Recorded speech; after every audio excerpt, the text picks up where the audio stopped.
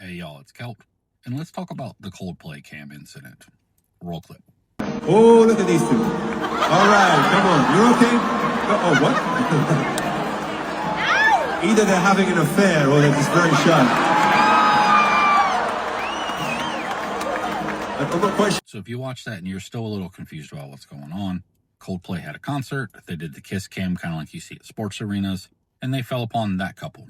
That couple freaked out. The internet, doing what the internet did, discovered that they're both the same company. One's like the head of HR, one's the CEO, and they're both married, just not to each other. I'm not getting into the morals of cheating and things like that. I think it's abhorrent. There is ethical non-monogamy. You could deal with that. But I want to talk about a few things about the video. First things, I'm a humenter, meaning human intelligence. I specialize in interrogation. So my entire life is focused on finding out are people being deceptive and lying. And you can tell right away that they told on themselves. Chances are no one in that audience knew who they were.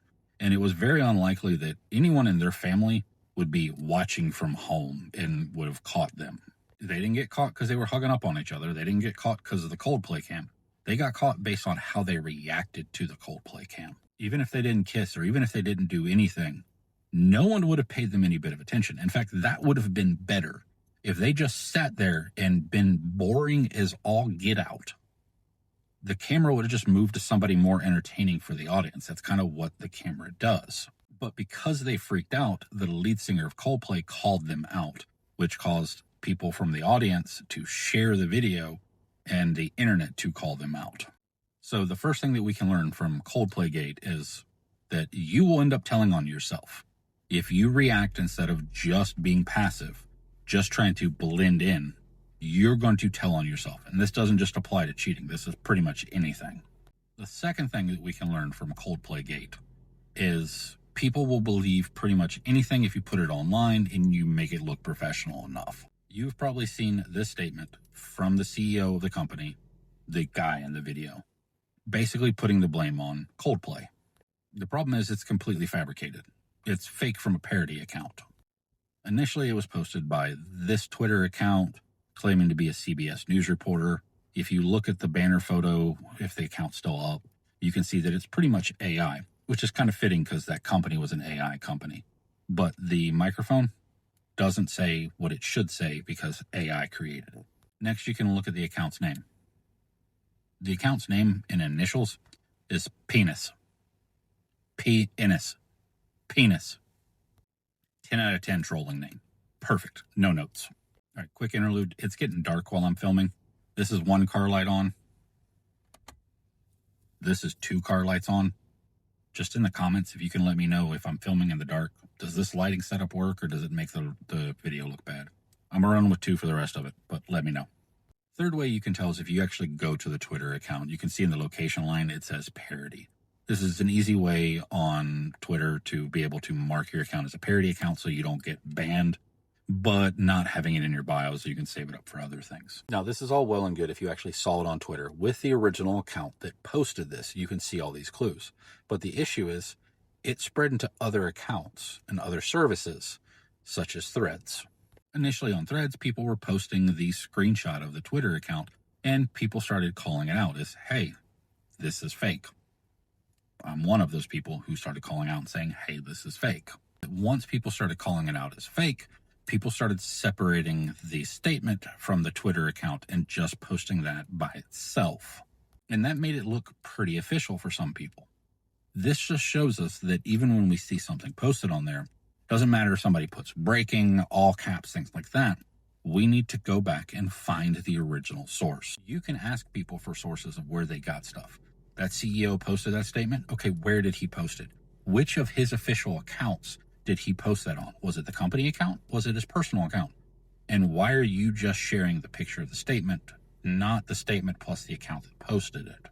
Disinformation is a massive problem, to the point that even news agencies started posting this statement from the CEO when it's completely fake. It's satire. News agencies fell for satire.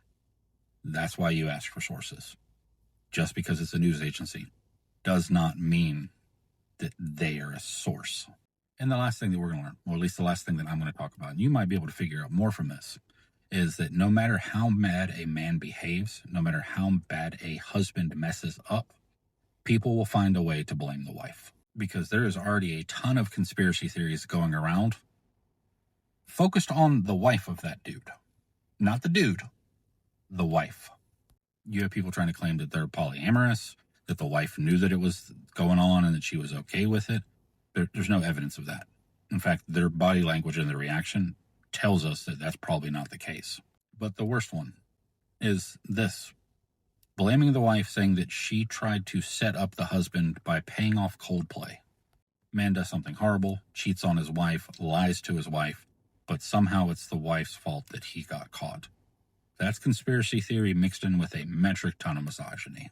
Even if that is a bot account, even if it's an outrage farm, engagement farm account, even if it's just a simple troll account, it feeds into the misogynistic view that good wives don't get cheated on. So there must be something wrong with her, and she knew it.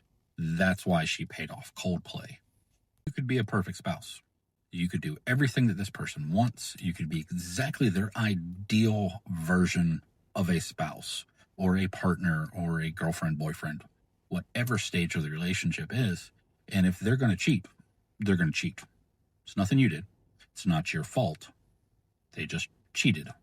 Misogynists will always try to push the blame onto the woman of the relationship. It's the wife's fault. But there's an easy debunk for this.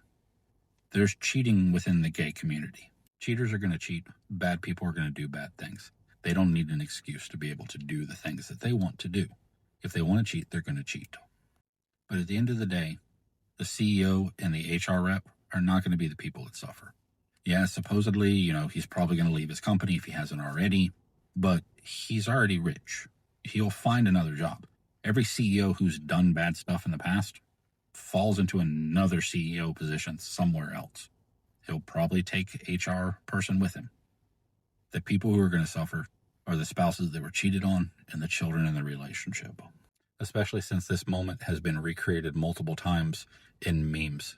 And once it's on the internet, it's on the internet forever.